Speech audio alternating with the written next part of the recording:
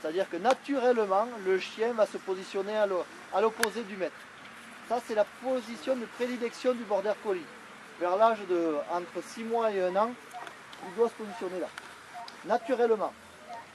Simplement par le fait qu'Elodie se déplace dans le filet, que les moutons bougeotent, le chien va à l'opposé. Il se positionne en face du maître.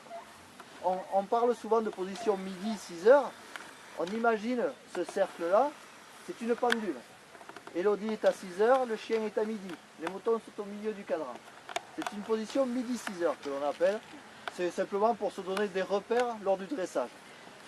Donc là, le chien, au fur et à mesure qu'Elodie tourne dans un sens, le chien tourne naturellement dans l'autre et vice versa. Si Elodie changeait de direction, là, on va voir que le chien change également de direction.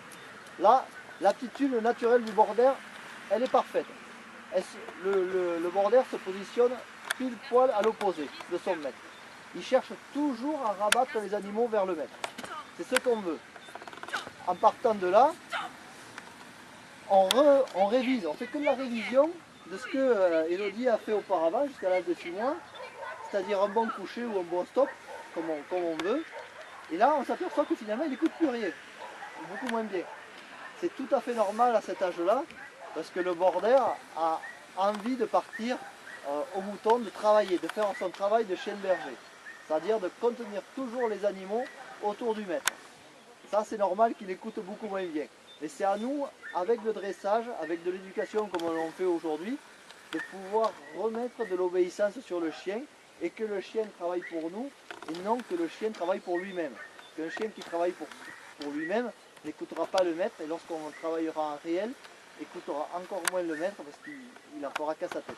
Donc ce qu'on veut, c'est que ce soit un chien obéissant avec beaucoup d'initiative. Donc l'initiative, c'est le mouvement qu'il fait à droite à gauche pour contenir toujours les animaux. Et l'obéissance, c'est qu'on lui dit stop, ou droite ou gauche, ou etc. Il faut qu'il prenne l'ordre. Mais c'est un travail de longue haleine, il faut compter. Vincent, tu as un chien qui a 3 ans, l'an dernier il avait 2 ans, donc tu l'as bossé depuis l'an dernier. Là ça marche. Donc vous voyez, il ne faut pas être trop pressé, mais ça fonctionne. Quel que soit le type d'animaux. Je vous rappelle, ça marche aussi bien sur les bovins, que sur les ovins, que sur les oies, les canards, etc. Tout fonctionne. Le tout c'est de s'y prendre comme il faut.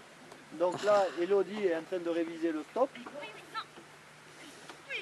Stop, stop. C'est pas grave. Voilà. Attention. Stop.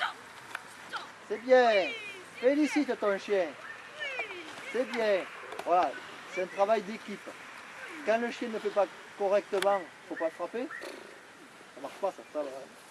Ça a eu peut-être marché dans des temps lointains, mais là ça marche plus. On a affaire à des chiens hyperactifs. Le border collie est une race assez active. Plutôt active même. Donc plus on rentrera en conflit avec lui au niveau maltraitance, moins il écoutera. Les chiens hyper intelligents, ça marche pas. Ce ne sont pas des chiens ce sont des chiens, je veux dire, très rancuniers. Donc il faut beaucoup jouer sur les intonations de voix, sur le c'est-bien, et surtout pas frapper le chien. Ça sert à rien, vous rentrez en conflit perpétuel avec votre chien. Il faut de l'obéissance. Voilà, tu la rappelles. Donc là, on s'aperçoit très bien que l'obéissance de base est en train de monter en puissance. C'est un chien qui écoute de plus en plus. Même depuis ce matin, il y a de l'évolution. Un chien qui écoute beaucoup plus. Ça sert à rien de travailler nos chiens pendant des heures et des heures.